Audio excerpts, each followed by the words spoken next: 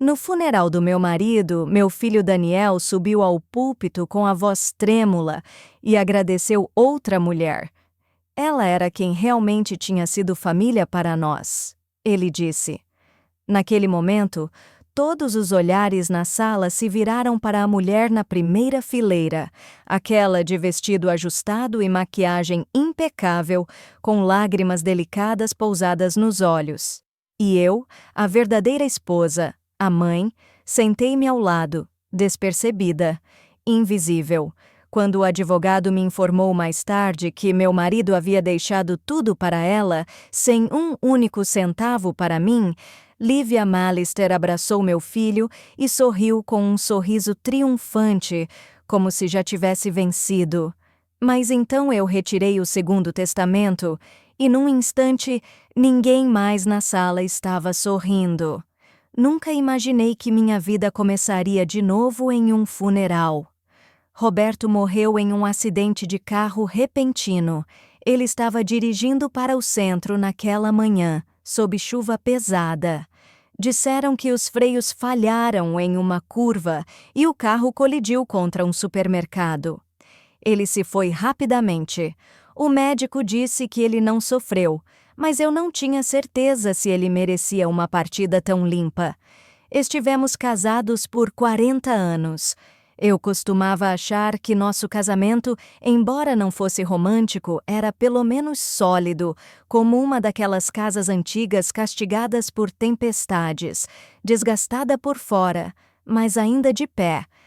Abandonei minha carreira para cuidar de cada canto do nosso lar. Ele sempre dizia: "Eu posso cuidar de você. Você não precisa trabalhar." E eu acreditei. Ingenuamente achei que era algum tipo de amor. No memorial, usei o casaco de lã cinza carvão favorito dele e fiquei na entrada da capela, cumprimentando os convidados. O vento assobiava, meus dedos estavam dormentes. Ainda assim, sorri, fazendo o possível para garantir que sua despedida fosse digna e organizada. Roberto se importava tanto com aparências, com o que os outros pensavam dele. Mesmo na morte, eu ainda mantinha aquela fachada impecável por ele. Daniel estava no púlpito. Ele é nosso único filho. Fará 33 anos este ano, engenheiro de back-end em uma empresa de tecnologia. Vestia um terno escuro elegante. Seu rosto estava solene e sua voz tão firme como sempre. Depois de ler uma homenagem ao pai, ele fez uma pausa e seus olhos brilharam. "Tem alguém a quem quero agradecer especialmente", disse Daniel, com a voz um pouco trêmula. A sala ficou em silêncio. Apertei minha bolsa no colo, os nós dos dedos ficando brancos. Pensei que ele iria dizer: "Minha mãe." Naquele instante, quase pude ouvir isso se formando em sua garganta. Aquele reconhecimento tão aguardado. 40 anos de companheirismo, dedicação ao lar, noites no hospital, todos os sacrifícios silenciosos.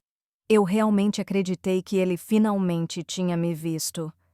Mas o que veio a seguir me cortou como uma lâmina cega, arrancando aquela esperança centímetro por centímetro.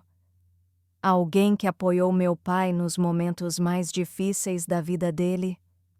A senhora Lívia Mallister. A mulher na primeira fila levantou-se devagar, como se estivesse em um palco iluminado apenas para ela. Lívia Mallister, a amiga íntima do meu marido, embora todos soubessem o que ela realmente era. Seus olhos marejados não tremiam nem um pouco. Eram perfeitamente calculados. Ela inclinou a cabeça com modéstia falsa. Daniel continuou.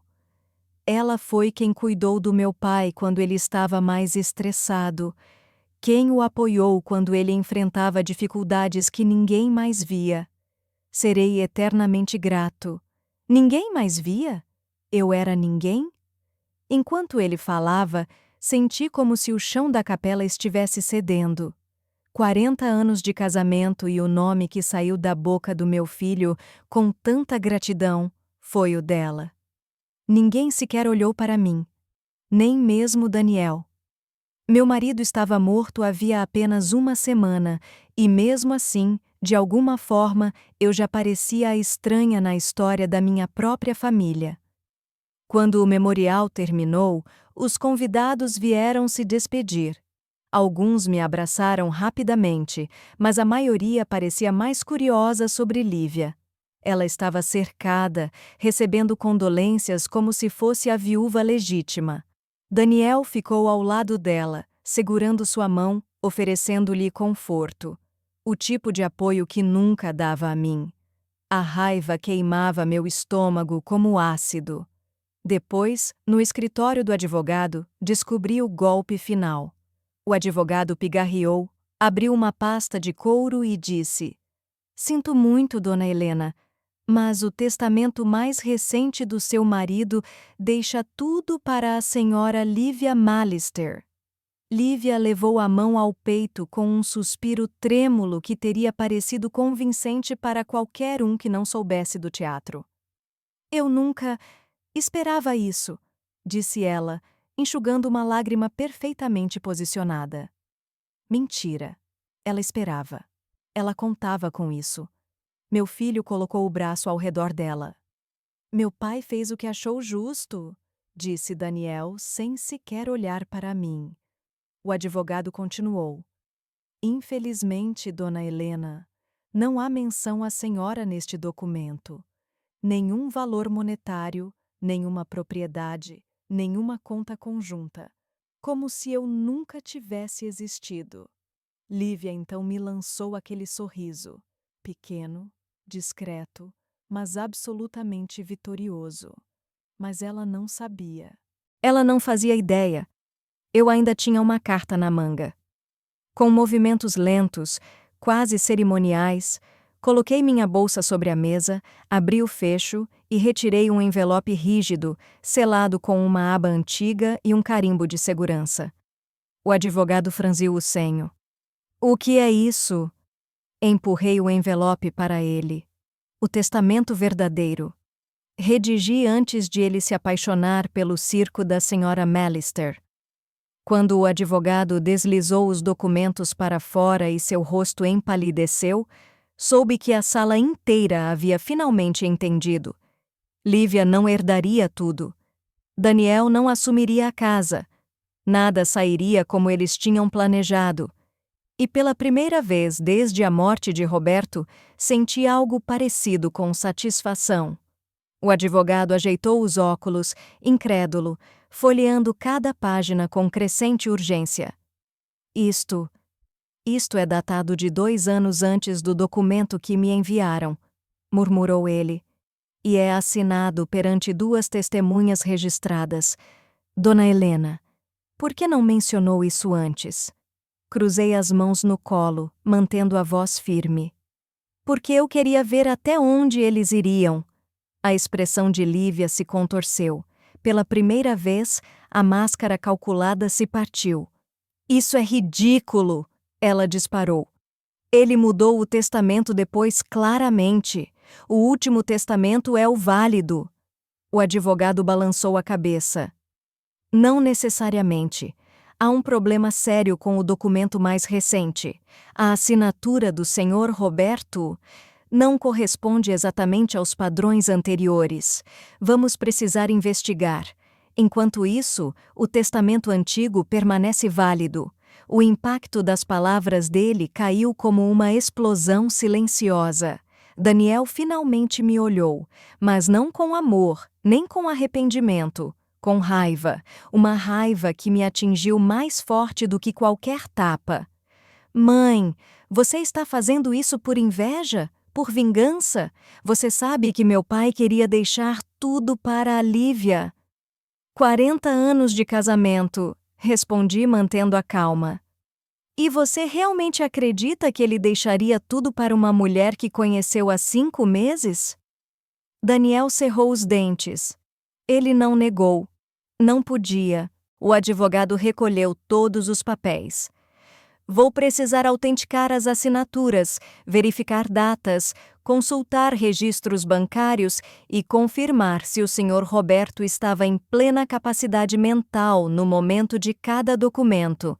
Mas, no momento, a Sra. Helena é a beneficiária legal. Lívia empalideceu. Depois ficou vermelha. Depois se levantou tão rápido que derrubou a cadeira. Isso não acabou, sibilou ela. Você vai se arrepender de se meter no que não entende. Eu ergui o olhar, tranquila. Pelo contrário, querida. Eu entendi tudo perfeitamente. Ela saiu batendo a porta e Daniel a seguiu sem sequer olhar para trás. Fiquei ali, sentada, no silêncio mais absoluto. Meu marido estava morto. Meu filho estava do lado de outra mulher. E aquela mulher queria tomar a minha vida inteira para si. Mas nesse silêncio, uma verdade se formou, clara como vidro. Eles não me subestimaram. Eles me apagaram. E agora iam descobrir o erro que tinham cometido. Saí do escritório do advogado, sentindo o vento frio no rosto, mas não o mesmo frio que vinha sentindo nas últimas semanas. Aquele vento, pela primeira vez em muito tempo, parecia me devolver algo que eu tinha perdido. A mim mesma.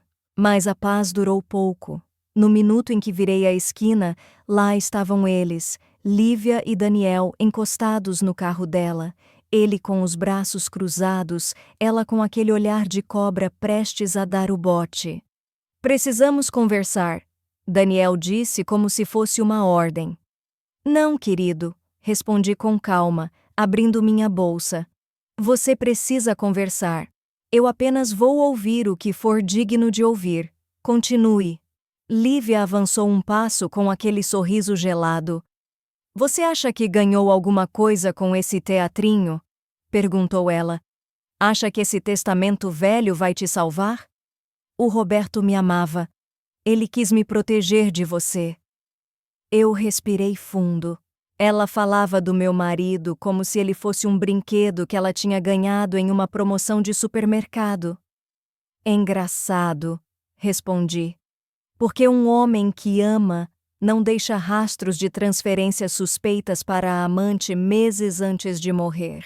Daniel arregalou os olhos. Lívia ficou estática, como se eu tivesse puxado a máscara dela do rosto com a mão. Você está mentindo, ela sussurrou. Inclinei a cabeça. Tente outra vez. A mentira ainda está tremendo na sua voz. Ela perdeu o controle de vez. Escuta aqui, velha. Esse dinheiro era nosso por direito. Você já está no fim da vida, devia se dar por satisfeita de que alguém ainda se importa. Daniel não a deteve, não disse nada, não fez nada. Foi ali que percebi. Ele não estava dividido.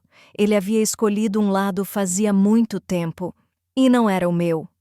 Daniel, falei, olhando diretamente para ele, eu te dei tudo. Todo o cuidado, todo o amor, toda a chance. E você escolheu me trair por uma mulher que te vê como um bilhete de loteria. Ele desviou o olhar, incapaz de sustentar o que sabia ser verdade. Você está velha, mãe. Está confusa. Não está pensando direito. Ele murmurou, tentando recuperar o controle. A Lívia e eu só queremos te ajudar. Ajudar? Ri, sem qualquer humor. Vocês tentaram me tirar a casa, a conta bancária e a dignidade. Isso não é ajuda, isso é destruição. Lívia deu um passo para trás, percebendo que suas armas já não funcionavam comigo. Vamos processá-la por difamação, ela tentou. Vamos abrir um processo de incapacidade. Você não pode nos parar. Fechei minha bolsa e dei um passo para ir embora. Querida, falei sem olhar para trás. Vocês já perderam, só que ainda não perceberam. Quando me afastei, ouvi o som de algo sendo chutado, provavelmente a porta do carro. Era o barulho da frustração de quem finalmente descobria que a presa tinha dentes. E esses dentes estavam afiados. Nos dias seguintes, a casa ficou silenciosa, mas não em paz. Era o tipo de silêncio que anuncia tempestades. Meu telefone tocava sem parar. Primeiro Daniel, depois Lívia, depois números desconhecidos. Não atendi nenhum. Até que, numa tarde de quinta-feira, o advogado me ligou. Dona Helena, precisamos conversar. Urgente. Meu coração apertou, mas minha voz permaneceu firme. Diga. A senhora tinha razão. E também não tinha noção da gravidade. A assinatura do último testamento foi fraudada.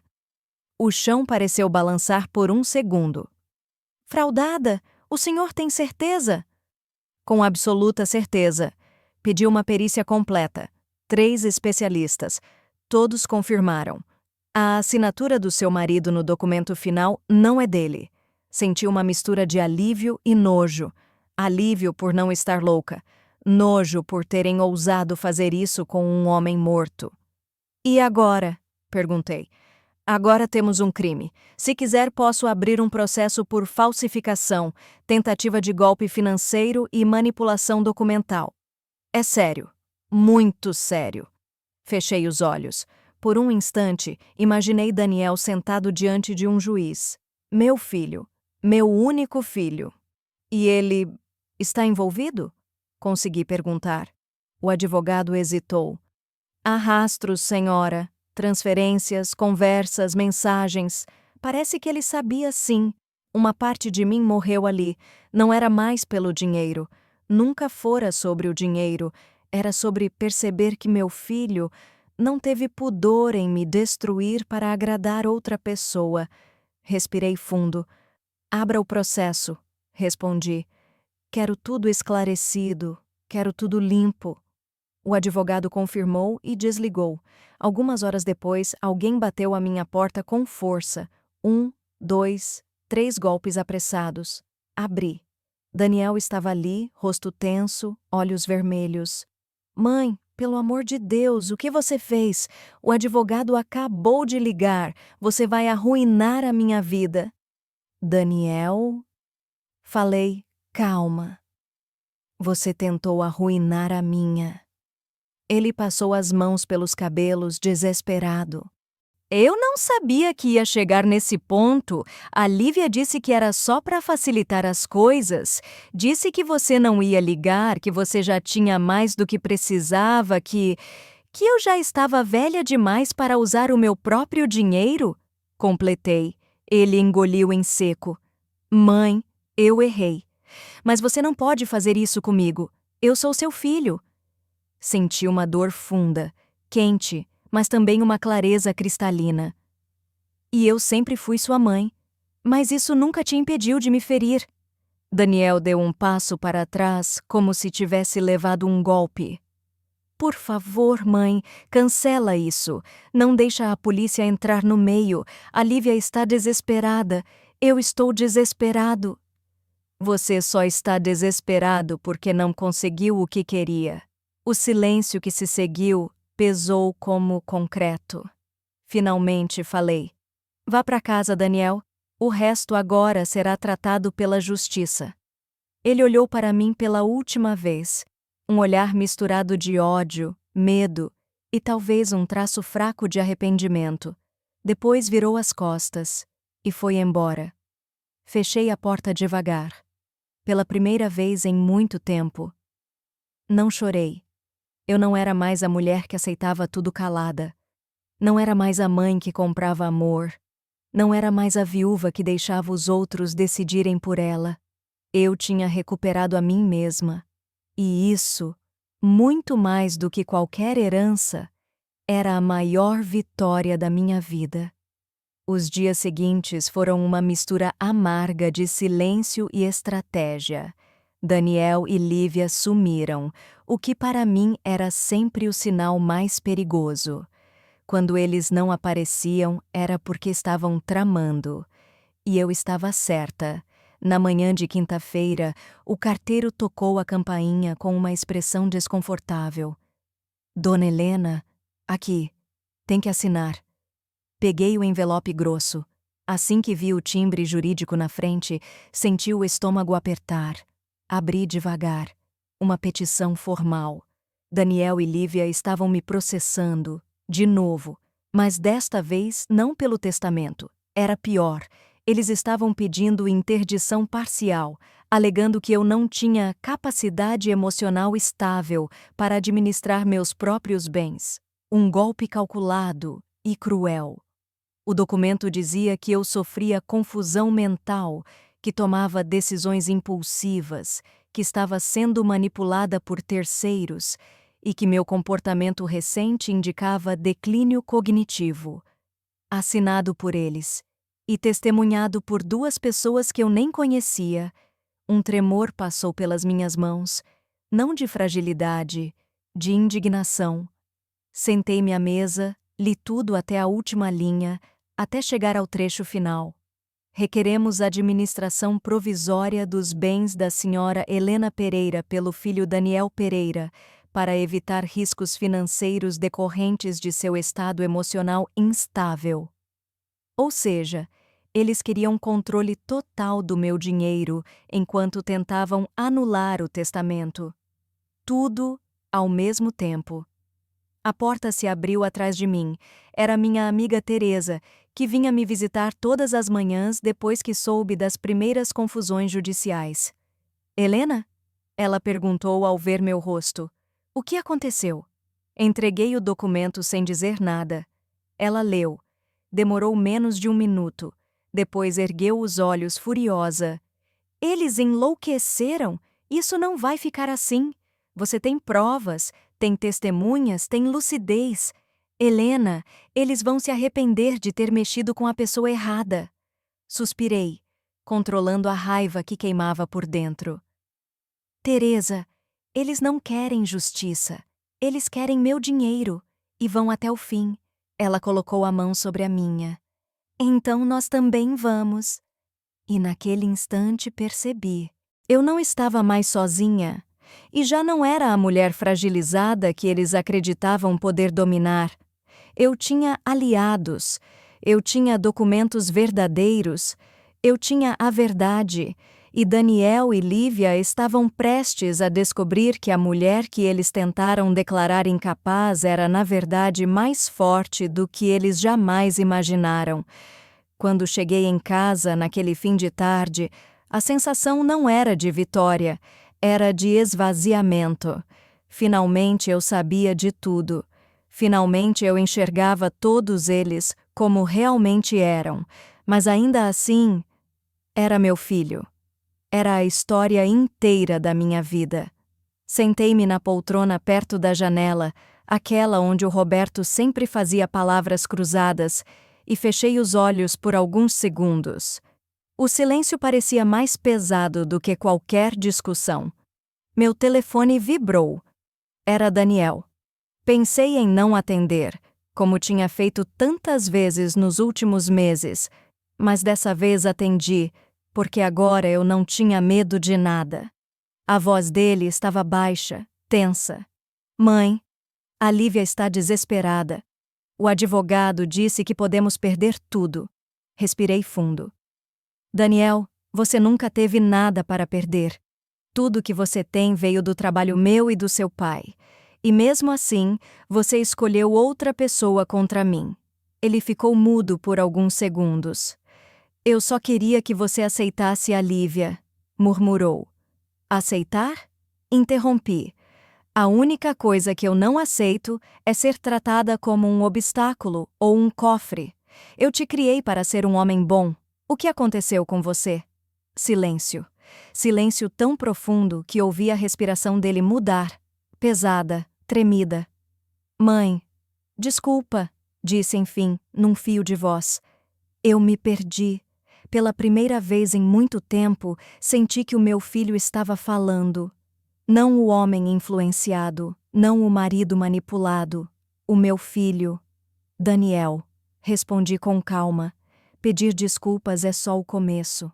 As ações é que vão mostrar quem você é. Eu sei, ele sussurrou. Eu quero consertar tudo.